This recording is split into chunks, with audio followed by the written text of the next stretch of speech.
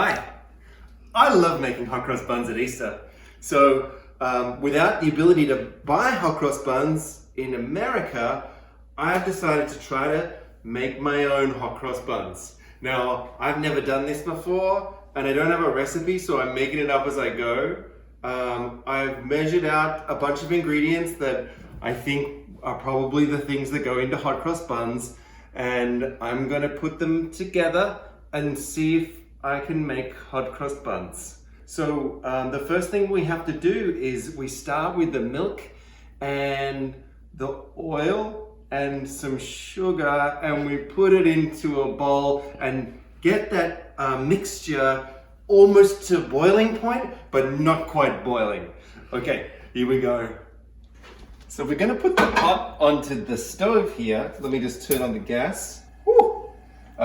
And we're gonna stir around. What's important, I think, is to get it as hot as possible without letting it boil. So I'm just gonna mix it all up here, and hopefully this is gonna work. Okay, now that the mixture is lukewarm, perfect. The next thing that we're going to do is put almost all of the flour in, like let's say about 80% of the flour. Also put in some yeast and then put in baking soda. I would put in baking powder and salt as well, although I'm using self-rising flour because that's all I could get at the store. So I won't need to use those other things, but if you're using normal flour, then you're gonna want to do that. And then once I threw all that in, then you've got to just mix it all around, like wait until the mixture gets all sticky. And that's exactly how we want it. We want it sticky, like sticky dough. And then put the lid on top, and then leave it for about, let's say, an hour and see what happens. While we wait for the dough to rise, we're going to put together the spices and the things that are going to make the hot cross buns, the buns, taste like hot cross buns. So here we start with like a ton of sugar, and then we have, you can use whatever you want, really. Like the base flavor here is cinnamon, so you definitely use some cinnamon. Ground nutmeg, we're using ground nutmeg today. And a little bit of ground ginger just for some zestiness. And I put all of those things in this little orange bowl. And then what I'm gonna do is I'm gonna combine the orange bowl with the sugar, get a little spoony spoon, and then mix it all around and like make it look like, that just smells just like buns. Oh, so good. And then we're creating this delicious mixture. When the dough is ready, which should be in about 5 minutes, then we'll roll it out and put the mixture on the dough. Let's go check the dough.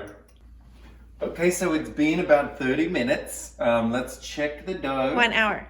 Okay, so it's been about 1 hour. I'm gonna check the dough, see what it looks like. Oh, it's risen really nicely. So the first thing I'm going to do is get some extra flour and put it on top just to make sure that the dough gets to the right consistency. Okay, so with this extra flour in there, it's good, and you just want to get the dough to just the right consistency. You want to feel it. It needs to feel right. You know, the thing about baking is that a lot of it is about feel, and it's really important to be one with your dough and just feel it. When you'll know when there's enough flour in here, because you're gonna have a connection with your dough. So what I'm gonna do is I'm gonna put the dough on the table and roll it out, and then we'll get the fixins in there. Okay, the first thing I'm gonna do is I'm gonna put a little bit of flour down onto the surface here that I'm gonna be working with, and maybe a little on my hands as well, just to make my hands nice and soft and non-sticky.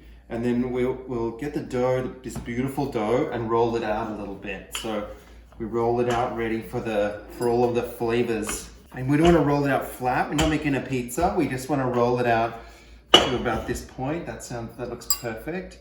And then we're just going to sprinkle some of this delicious cinnamon sugar mixture on top, and make sure that it's all rubbed in nicely into the skin of the flour dough mixture, and just make sure it's all in there.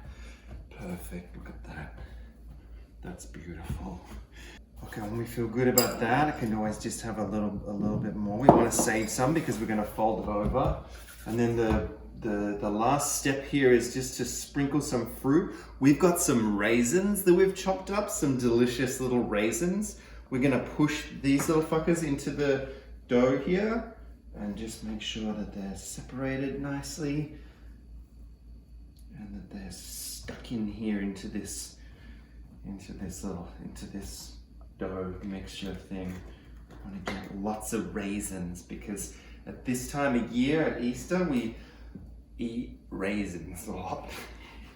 And then we'll fold it over like this, exposing the rest of the dough, and then fold it over again, just roll it out a little bit more.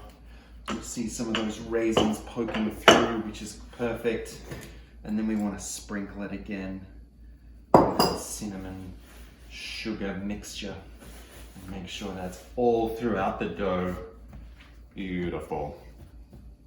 We can do that one more time.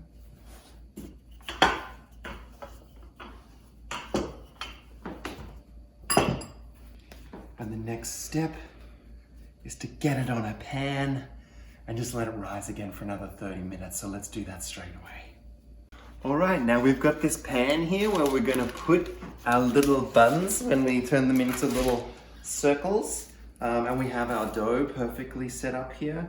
What we do is we just grab a little piece of dough, we roll it in a little ball. I like to just stick it under my arm a little bit just to warm it up and make sure that it's perfectly round. And then we put it on the tray. And we do that for the rest of the dough.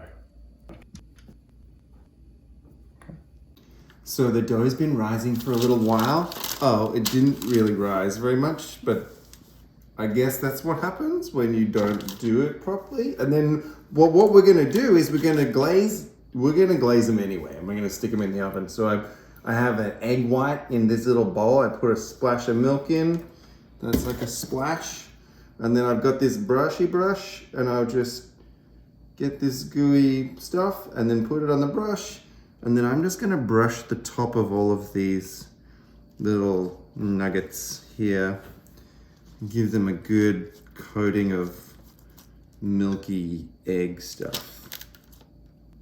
While I'm doing that, I have set my oven to 400 degrees. So it has nicely been warming up for me, ready for these little morsels to go into the oven. These look delicious already. If you want to, you can score them into a cross.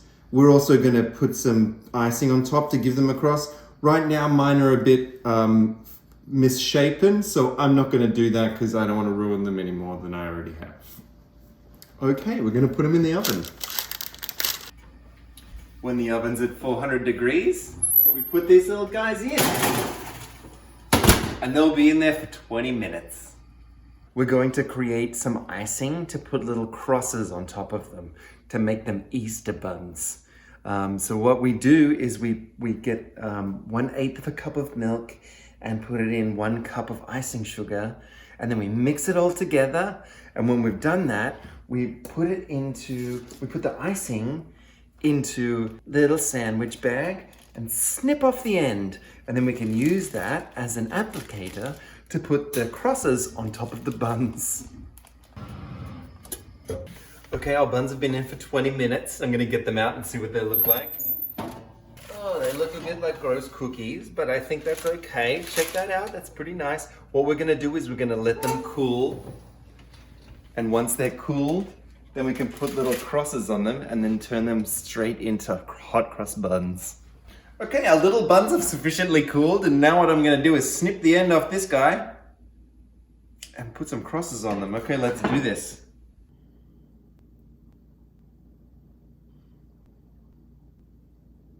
And there you have it, hot cross scones. Oh god, that's disgusting.